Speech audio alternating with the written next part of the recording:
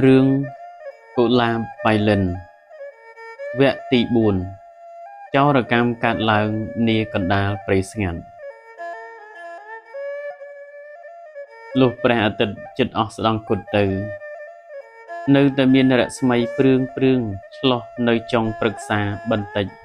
ក៏ដល់ពេលប្រលប់យកងងឹតចៅចិនក៏បង្កាត់ភ្លើងឲ្យឆេះដង្កូលមានពន្លឺភ្លឺច្រាលរន្ទាលដើម្បីឲ្យមានពន្លឺផងដើម្បីការពារសត្វសាហាវយងខ្នងផងឯនាងនារីអង្គុយនិយាយសន្ទនាចច្រាច់នឹងលោកបាឡាត់នៅលើកំណាត់ឈើមួយដុំមិនចេះអស់មិនចេះហើយចំណែកខាងលោកលួងរតនសម្បត្តិដោយសេចក្តីនឿយហត់អស់កម្លាំងខ្លាំងពេកក្រោយដែលលោកពិសាក្រយាហើយក៏ប្រះសម្រានលក់ក្នុងរថយន្តនោះទៅមកគួរឲ្យអនិច្ចាដល់ចៅចិត្តអុចបារីជក់អង្គុយកុកមើលពន្លឺភ្លើងធ្វើភ្នែកភ្លឺតែម្នាក់ឯងដែលភ្លើងក្នុងភ្នក់កំពុងឆេះច្រាលរន្ទាលឯគំនិតចេះតែគិតផ្សេងអណ្ដែតអណ្ដូងទៅតាមអារម្មណ៍របស់ចិត្តយូរដកដង្ហើមធំម្ដងប្រហែលដូចជាចង់ជំរុះទុកធំដែលកប់នៅក្នុងទ្រូងឲ្យជ្រុះធ្លាក់ទៅខ្លះការធ្វើយ៉ាងនេះជាកិរិយារបស់មនុស្សដែលមានទុក្ខធ្ងន់ក្នុងទ្រូង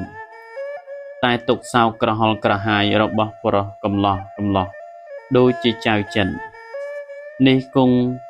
មិនមានអ្វីក្រៅពីសេចក្តីស្នេហាប្រតិព័ទ្ធចំពោះរូបស្ត្រីក្រមុំណាមួយប៉ុណ្ណោះប៉ុន្តែសេចក្តីស្រឡាញ់ស្នេហារបស់ចៅចិននេះខុសខ្ទង់គ្នាឆ្ងាយណាស់ហាក់ដូចជាឈោងចាប់ដៃបេះផ្កាយលើមេឃឥឡូវនេះ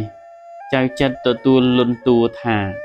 ខ្លួនចាប់ចិត្តស្នេហាលើរូបនាងនារីដែលជាចៅវាយក្រមុំរបស់ខ្លួនទុកជាមិនសមគ្នាក្តីយ៉ាងណាក៏ដោយក៏ចៅចិត្តយល់ថាសេចក្តីស្រឡាញ់ស្នេហារបស់បុរសស្ត្រីក្នុងលោកនេះមិនមានកម្រិតកំណត់ព្រំដែនដូចម្ដេចឡើយដូច្នេះហើយបានជាចៅចិត្តចង់ឈោងបេះផ្កាកុលាបបបៃលិននេះតែមកនឹកគិតថាខ្លួនដៃខ្លីមិនគូគប្បីប្រវាក់អោបភ្នំសោះនឹងនាំឲ្យកើតទុកទោមនស្សក្រៀមក្រំទៅជាស្រឡាញ់បងចិត្តឥតប្រយោជន៍នឹកមកដល់ត្រឹមនេះចៅចិនដកដង្ហើមធំម្ដងបារីមួយក៏ឆេះអស់ទៅហូតបារីមួយទៀតមកជក់ចិត្តអស់ពាក់កណ្ដាលឯគំនិតចេះតែគិតទៅយ៉ាងដន្លង់ដន្លោចតែម្នាក់ឯងចំណែកខាងនាងនារីនិយាយសន្ទនាជាមួយនឹងបាឡាត់ស្រុកនោះហាក់ដូចជាត្រូវចិត្តគំនិតគ្នាណាស់ចៅចិត្តបានឃើញកិរិយាដូចនេះក៏នឹកឥច្ឆាឈ្នានីសនឹងលោកបាឡាត់យ៉ាងលើសលន់មើលទៅគេទាំងពីរនាក់ស្រស់ស្រួលគ្នាណាស់ដូចជាគេវិញធ្លុងមួយប្រហែលជាគេស្រឡាញ់គ្នារួចទៅហើយទេដឹងមែនហើយបាឡាត់នេះគាត់នៅលាវថែមទាំងមានទ្រព្យធនគ្រាន់បើផងហើយរូបឆោមសោតទៀនក៏មិនជាអាក្រក់ប៉ុន្មាននាងនារីគង់ប្រថុយស្រឡាញ់គេរួចទៅហើយចុះចំណែកខាងអញមានសភាពដូចម្ដេចនាងនារីមានសភាពដូចម្ដេចនៅខ្ទង់ពោះទាបជាងគ្នាឆ្ងាយណាស់បើទុកជានាងនារីនឹកស្រឡាញ់អញដែរក៏គង់មិនហ៊ានប្រថុយទេក្រែងខូចគេឈ្មោះវង្សត្រកូលរបស់នាងព្រោះអាត្មាអញមានឋានៈត្រឹមជាកម្មករហើយជាកម្មកររបស់នាងទៀតផងគឺអាត្មាអញតូចទាបទាំងបុណ្យស័ក្តិទាំងទ្រព្យធនទាំងរបររកស៊ីដូច្នេះអាត្មាអញមិនគួរជាប់ចិត្តស្រឡាញ់នាងទេដូចមានពាក្យបុរាណចងក្រងទុកថាខ្លួនទាបកុំតោងដៃខ្លីកុំឈោងប្រវាអោបភ្នំឬដៃតូចខ្លួនទាបចង់ឈោងចាប់កាយ ចៅចិត្តគិតមកដល់ត្រង់នេះសាបតែកើតគំនិតមួយជជែកនឹងគំនិតមុនថាធម្មតាសេចក្តីស្នេហាស្រឡាញ់នេះមិនមានកម្រិតជាន់ថ្នាក់អ្វីឡើយប្រុសស្រីគ្រប់រូបគេអាចស្រឡាញ់គ្នាបានតាមចិត្តស្ម័គ្ររបស់ខ្លួនសេចក្តីសំខាន់បំផុតស្រេចនៅលើម្ចាស់ខ្លួនខាងស្រីទេតាលុះចៅចិត្តគិតដូច្នេះហើយក៏ដកដង្ហើមវែងម្ដងដើម្បីឲ្យធូរទ្រូងបន្តិចសូរស្បែកជើងតន្កើនចូលមកចិត្តចៅចិត្តក៏ក្រឡេកមើលឃើញនាងនារីកាន់កំភ្លើងខ្លីមួយនៅក្នុងដៃមកផងហើយសួរថាមិនទាន់ងងុយដេកទេឬចិត្តចៅចិត្តញញឹមហើយថាខ្ញុំបាទមិនទាន់ងងុយទេខុននៅវេលានេះមិនទាន់ជាយប់ជ្រៅប៉ុន្មានទេតែកណ្ដាលព្រៃមើលទៅឃើញហាក់ដូចជាយប់អាត្រៀតណាស់ទៅហើយត្រួលហើយចិត្តបើមិនទាន់ងងុយនៅចាំយាមទៅសិនចុះយកកំភ្លើងនេះទុកបង្ការខ្លួនបើងងុយដេកវេលាណាទៅដាស់លោកបលាត់ឲ្យមកនៅចាំយាមជំនួសវិញចៅចិត្តទទួលយកកំភ្លើងមកហើយក៏សួរទៅនាងវិញថាចុះខុននឹងអញ្ជើញទៅសម្រានឥឡូវឬនារីញាក់មុខហើយថាខ្ញុំគិតដេកពីប្រលប់បន្តិចត្បិតអស់កម្លាំងតាំងពីថ្ងៃមកហើយខុននឹកខ្លាចទេការដែលមកស្នាក់នៅក្នុងព្រៃស្ងាត់ដូចនេះនាងញាក់ស្មាមកខាងថាខ្ញុំនឹកខ្លាចខ្លះដែរតែមិនសូវជាច្រើនប៉ុន្មានទេបើដូច្នេះសូមខុនមេត្តានៅកំដរខ្ញុំបាទបន្តិចសិនចុះអ្នកឯងខ្លាចណាស់ឬចិត្តសូមទោសខ្ញុំបាទមិនជាខ្លាចណាស់ណាទេប៉ុន្តែខ្លាចក្រែងងងុយងក់ជ្រុលដេកលក់ទៅនាំឲ្យខូចការធំនាងនារីនៅតែស្ងៀមទើបចៅចិត្តរកឧបាយផ្ដើមនិយាយឡើងមុនថាចុះខុននឹកទៅផ្ទះខ្លះដែរឬទេខ្ញុំនឹកដល់ផ្ទះច្រើនចិត្តព្រោះមិនមានចាស់ទុំនៅចាំផ្ទះសោះឡើយព្រឹកស្អែកនេះគង់តែបានទៅដល់ផ្ទះទាំងអស់គ្នាចៅចិត្តនិយាយបន្តិចស្ទើរតែមិនឮទៅហើយថាបើយប់នេះមិនមានរថយន្តឬរទេះមកតាមផ្លូវទេខ្ញុំបាទនឹងក្រោកពីយប់ចេញដំណើរទៅប្រហែលជាថ្ងៃរសៀលគង់វិលមកទទួលខុនត្រឡប់ដល់ផ្ទះទាំងអស់គ្នាមិនខានដើរទៅរួចឬចិត្តស្បិតផ្លូវទីនេះទៅផ្ទះយើងវាឆ្ងាយក្រៅដែរមិនមែនចិត្តទេទុកជារួចមិនរួចក៏ខ្ញុំបានត្រូវតែទៅបើខ្ញុំបានមិនទៅទេមកតែនាំគ្នាដេកផ្លូវនៅទីព្រៃនេះជាច្រើនយប់ទៅទៀតមិនខានទេនោះណោខុនព្រះច័ន្ទនឹងកាយតូចនៅខាងគ្នានោះល្អមើលណាស់ខុនគប់ចិត្តនឹងធម្មជាតិនោះដែរឬទេឯខ្ញុំបាទចូលចិត្តណាស់នាងនារីសម្លឹងមើលទៅតាមដៃចៅចិត្តចង្អុលប្រាប់ព្រមទាំងមានចិត្តគំនិតរីករាយទៅជាមួយផងឥឡូវនេះនាងបាត់ស្អប់ខ្ពើមចៅចិត្តហើយបែរជាមានសេចក្តីពេញចិត្តថែមទៀតផងចៅចិត្តជាប្រុសកំឡោះដំបូងដែលធ្វើឲ្យនាងមានចិត្តគំនិតយ៉ាងចម្លែកប្លែកជាងពីមុនមកឯកម្លាំងរពឹងរឹងរូសរបស់នាង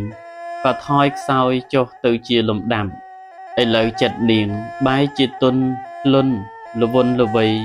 ដូចជាក្រមួនត្រូវកម្ដៅថ្ងៃចៅចិត្តសម្លឹងមើលដួងច័ន្ទ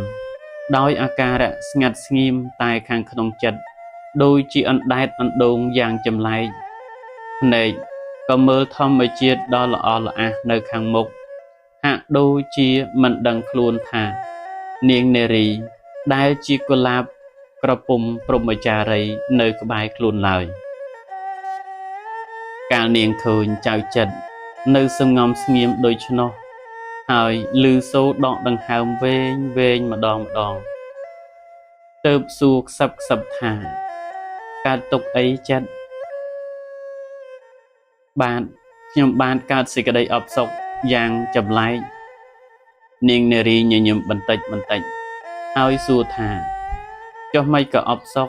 នឹកក្រមុំស្រុកសង្កែឬចៅចិត្តសើចយ៉ាងសោះក៏ក្រោះហើយសួរថាស្រុកសង្កែឬខុនខ្ញុំបានឥតនឹកនាបន្តិចឡើយតាមដោយពិតនោះវាជាស្រុកស្រណុកសប្បាយសម្រាប់អ្នកមានធនធានឯអ្នកទីទល់ក្រដូចរូបខ្ញុំបាទនេះមិនបានអ្វីនាំឲ្យជាប់ចិត្តបន្តិចឡើយនារីសើចហើយសួរទៀតថាចុះស្រុកបបៃលិននេះតាំងពីចិត្តមកនៅតើនាំឲ្យបានសុខកាយសប្បាយចិត្តជាងនៅស្រុកសង្កែឬបាទបងបៃលិនឲ្យសេចក្តីសុខដល់ខ្ញុំបាទច្រើនដល់ទៅនឹកចង់ផ្ញើឆ្អឹងនៅនឹងស្រុកនេះតែម្ដងចុះខណៈនេះអ្នកឯងនឹកនរណា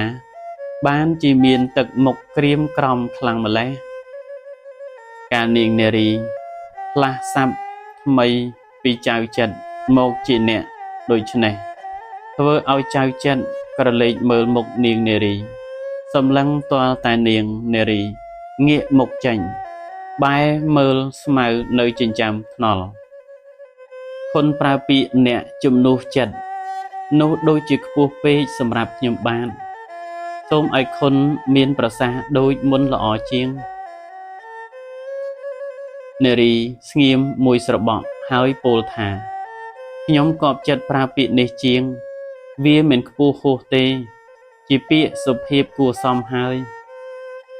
ចៅចិត្តនៅស្ងៀមទើបនាងនារីនិយាយតទៅទៀតថា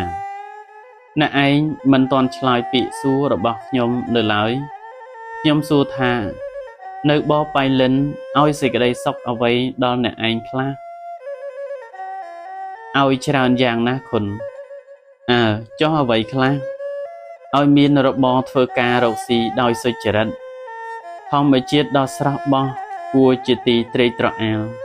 ចលអាកាសក៏ល្អសេចក្តីសុខឥស្សរភាពនិងអ្វីទៀតនាងឆ្លិចសួរចៅចិត្តសម្លឹងមើលមុខនាង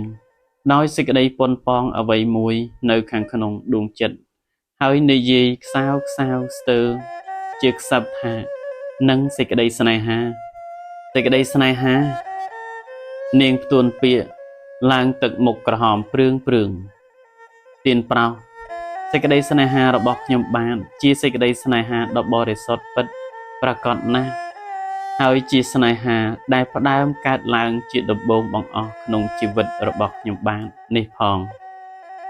នាងនារីហាក់ដូចជាដឹងដល់ដួងចិត្តរបស់ចៅចិត្តដែរតែធ្វើពើជាឥតដឹងឥតយល់អ្វីដល់តិចឡើយហើយសួរទៅទៀតថាអ្នកឯងស្រឡាញ់នរណាខ្ញុំបានស្រឡាញ់ស្រីម្នាក់ខ្ញុំដឹងហើយថាស្រឡាញ់ស្រីតែស្រីនោះនៅឯណាឈ្មោះអ្វីឬមួយនាងម៉ាយ៉ុងកូនក្រមុំតាម៉ង់យកមេអណ្ដូងត្បូងមួយនៅខាងជើងផ្ទះយើងនោះឬនាងថាហើយសើចយ៉ាងស្រួលចិត្តក្រវីក្បាលជំនួសពាក្យតបយ៉ាងចឹងនាងណាឬមួយនាងព្រមាកូនក្រមុំតាសុនចៅចិត្តក៏ក្រវីក្បាលទៀតជាសេចក្តីបដិសេធមិនមែនទាំងអស់នាងនារីញញឹមស្រួលដោយនឹកអស់សំណើចនឹងចៅចិត្តហើយថាប្រហែលជាអាមួយកូនចឹកសេងលក់តកកនៅខាងមុខផ្ទះយើងទេដឹងចៅចិត្តក៏ក្រវីក្បាលទៀតហើយថាខុសទាំងអស់ស្ត្រីដែលខ្ញុំបាទស្រឡាញ់នោះមានឋានៈជាន់ដោយឡែកពីគ្នានឹងខ្ញុំបាទនាងមានឋានៈខ្ពង់ខ្ពស់ជាងខ្ញុំបាទច្រើនទាំងកិត្តិយសទាំងទ្រព្យសម្បត្តិវង្សត្រកូលខ្ពស់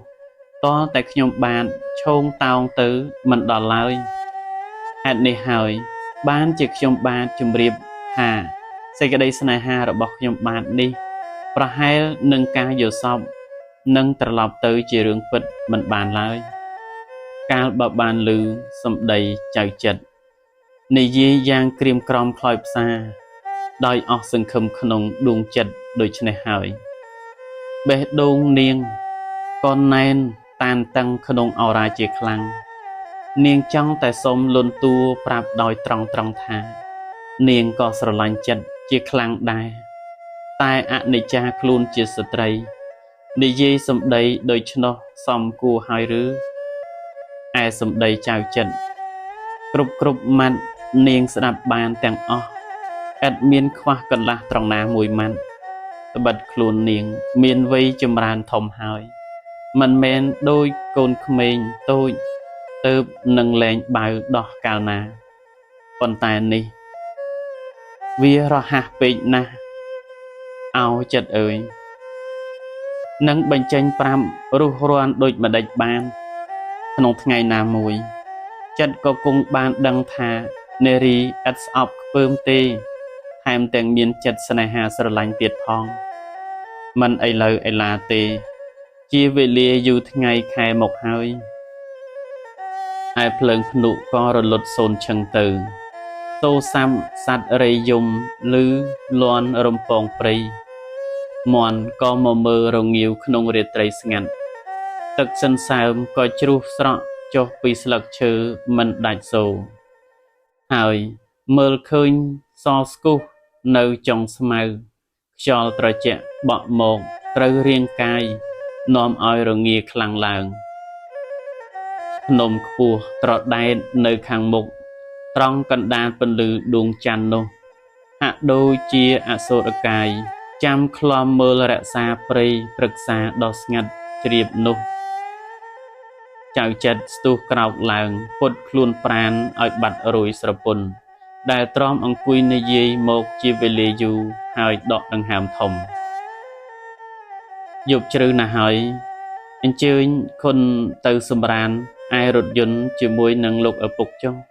ខ្ញុំបាននៅចាំយាមសូមកុំព្រួយឲ្យសោះចុះអ្នកឯងមិនទាន់ងងុយដេកទេឬនាងក្រោកដើរទៅហើយងាកមកញញឹមបន្តិច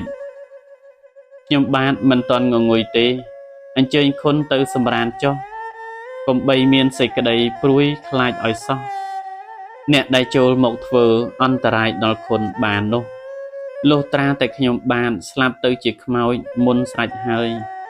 គណៈនោះខ្ញុំបាននឹងយកជីវិតរក្សាការពីអន្តរាយគ្រប់ទិសសូមឲ្យគុណសម្រានជាសុខចុះនាងនារីងាកបែរទៅរកចៅចិត្តម្ដងទៀតព្រោះបានឮសំឡេងស្រែកហៅដោយសំឡេងផិតភ័យតក្កមាឃើញទេគុណនោះណពន្លឺភ្លើងអ្វីចម្លែកណាស់នាងនារីសម្លឹងមើលតាមដៃដែលគេចង្អុលប្រាប់ក៏បានឃើញពន្លឺភ្លើងដូច្នោះមែននៅចម្ងាយជាង1 គីឡូម៉ែត្រនាងខំសង្កេតមើលទៅកាន់តែឃើញពន្លឺគប់ភ្លើងនោះច្រើនឡើងហើយដើរសំដៅចូលមកកាន់តែជិតឡើងនាងមានសេចក្តីភ័យខ្លាចយ៉ាងខ្លាំងញាប់ញ័រអស់សារពាង្គកាយព្រោះមិនដឹងជាមានហេតុល្អឬអាក្រក់ដូចម្ដេចនាងស្ទុះទៅចាប់ដៃចៅចិត្តជាប់ដោយមិនដឹងខ្លួនប្រាណបន្តិចសោះចៅចិត្តច្រកក្របកំភ្លើងរួចស្រេចប្រាប់នាងនារីឲ្យទៅដាស់លោកលួងនិងលោកបាឡាត់ឯរថយន្តមួយស្របក់ជនទាំង3នាក់ត្រឡប់មកវិញព្រមគ្នាលោកលួងសួរយ៉ាងសស្លើតសស្លក់ថាកើតអ្វីហ៎ចៅចិត្តចង្អុលទៅពន្លឺភ្លើងដែលកំពុងតែចូលចិត្តមកគ្រប់ខណៈហើយថាទៀនប្រោសសូមពិនិត្យមើលគប់ភ្លើងនោះមិនទាន់ដឹងជាអ្វីទេប្រហែលជាពួកចៅទេដឹងលោកបាឡាត់និយាយឡើងមុនគេប្រហែលជាពួកចៅមែនចៅចិត្តថាផ្ទួនកាលចៅចិត្តនិយាយដូច្នេះហើយលួងរតនសម្បត្តិនិងលោកបាឡាត់ក៏នាំគ្នារត់ទៅឯរថយន្តរកដែករវៃរថយន្តមួយម្នាក់សម្រាប់ប្រើជាអាវុធបង្ការខ្លួន អានាងនារីញ័រខ្លួនចំប្រាប់ដូចជាកូនសត្វឈរនៅក្បែរចៅចិត្តចាប់ដៃនាងជាប់ហើយប្រាប់ថាគុណកុំតក់ស្លុតឲ្យសោះធ្វើចិត្តឲ្យក្លាហានឡើង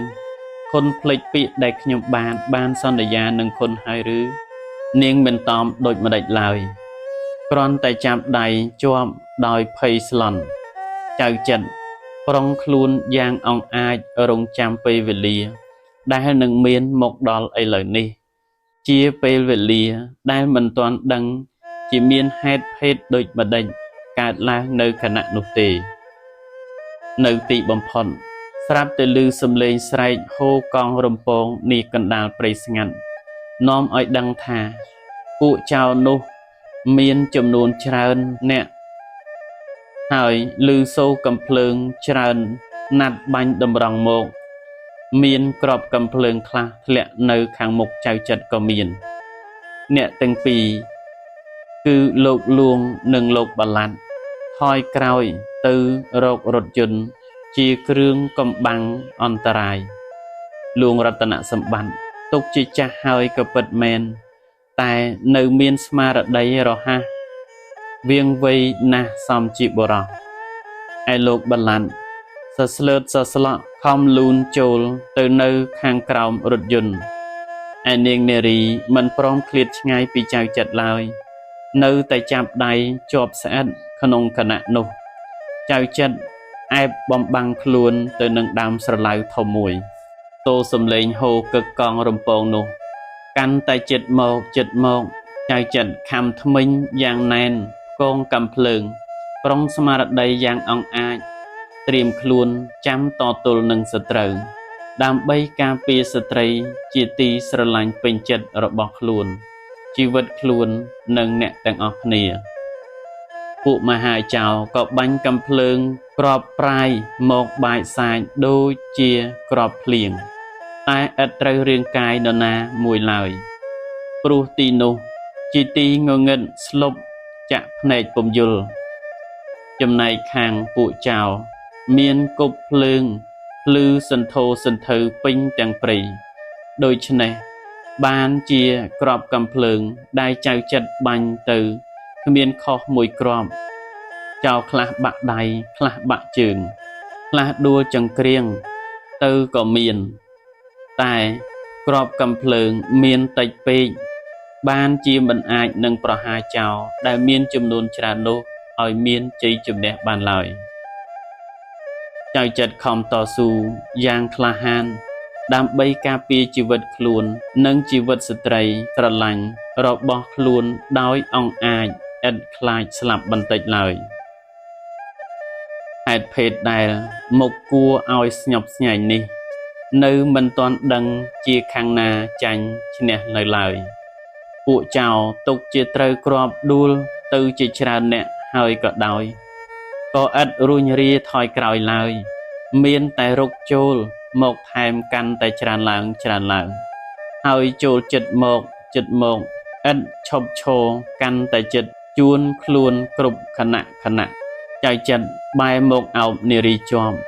ហើយនិយាយខ្សឹបប្រាប់នឹងត្រជាថាក្របកំភ្លើងនៅសល់តែមួយក្របទេខុននារីខ្ញុំបាទសូមលន់តួជម្រាបគុណដោយស្មោះត្រង់ថាខ្ញុំបាទមានចិត្តស្រឡាញ់គុណក្រៃលែងជាងជីវិតរបស់ខ្ញុំបាទទៅទៀតត្បិតក្នុងគណៈនេះពេលវេលាកាន់តែជិតដល់ទីបំផុតហើយខ្ញុំបាទនឹងទ្រាំលាក់យូរទៅទៀតពុំបានព្រោះអវសាននៃជីវិតខ្ញុំបាទកាន់តែចូលចិត្តទៅដល់ស្រុកខ្មោចហើយគុណនារីខ្ញុំបាទត្រូវតែស្លាប់ក្នុងគ្រានេះហើយមើលចុះពួកវាគ្នាច្រើនណាស់វាគង់មិនទុកជីវិតខ្ញុំបាទឲ្យរស់នៅទេឯក្របកំភ្លើងមួយក្របនេះខ្ញុំបាទនឹងចេញតទល់ការពារគុណដោយយកជីវិតខ្ញុំបាទចេញរងជំនួសឲ្យគុណរត់ទៅពួនចុះខ្ញុំបាទនៅតស៊ូនឹងពួកវាចៅចិត្តសម្ដែងកិរិយាសោកស្ដាយស្រណោះអាឡោះអាល័យយ៉ាងពន្លឹកហើយសួរបញ្ជាក់ថែមទៀតថាស្រឡាញ់បងទេនារីចាស្រឡាញ់ចិត្តខ្ញុំស្រឡាញ់ចិត្ត របស់នារីតែមួយនេះជាបណ្ដូលចិត្តរបស់នារីនាងនិយាយទាំងទឹកភ្នែកដោយក្តីរីករាយផិតភ័យលាយឡំគ្នាស្ទើរនិយាយមិនចេញស្រឡាញ់ខ្ញុំអោបណ្ដូលជីវិតរបស់បងតែប៉ុណ្ណេះបងថ្មិចភ្នែកស្លាប់ទៅជាសុខហើយប្អូនមាសព្រលឹងនៅវេលាដែលនារីងាកទៅពួននឹងគល់ស្រឡៅវិញចៅចិនក៏តម្រង់កាំភ្លើងបាញ់តទល់នឹងពួកចៅស្រាប់តែឮសូរស្រែកយោយឡើងដោយឈឺចាប់យ៉ាងខ្លាំងចៅចិនយកដៃអោបដើមទ្រូងនារីឃើញដូច្នោះក៏ញ័ររន្ធត់ទាំងខ្លួនប្រាណចៅចិនស្រែកប្រាប់នារីថាខ្ញុំត្រូវគ្រាប់របស់ចៅហើយគុណនារីស្រែកធ្ងោតែក្នុងបំពង់កហើយមានឈាមហូរចេញពីខ្លួនក្រហមច្រាលហើយប្រាប់ថាគុណនារីកុំនៅរត់ជាប្រញាប់ទៅផុតពីកណ្ដាប់ដៃពួកចៅនាងទៅងើបពីគល់ស្រឡៅស្រាប់តែឮសូរប៉ាំងប៉ាំងជាច្រើនណាត់បាញ់មកទៀតទៅនាងមួយក្បាលពួននៅគល់ស្រឡៅទៅវិញហើយចៅចិត្តក៏ដួលសន្លប់ដេកលើផ្ទៃផែនដីនៅត្រង់កន្លែងនោះឯង